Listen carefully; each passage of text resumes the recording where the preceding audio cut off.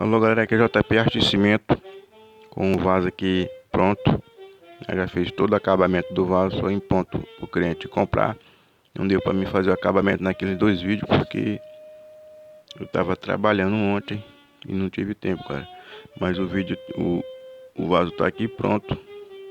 Vou dar aqui uma girada para vocês olhar aqui para ver como foi que ficou.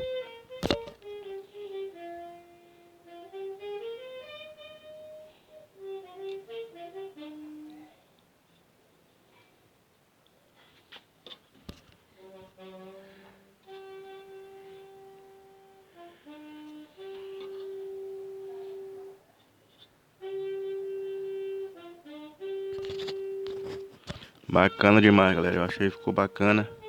Se vocês estiverem gostando aí, vocês podem estar aí comentando o que vocês acharam aí. Vou aqui finalizar porque eu vou fazer aqui outras peças que estão encomendando. E o vídeo também não fica muito longe aí. Não esqueça aí de dar um like aí pra gente.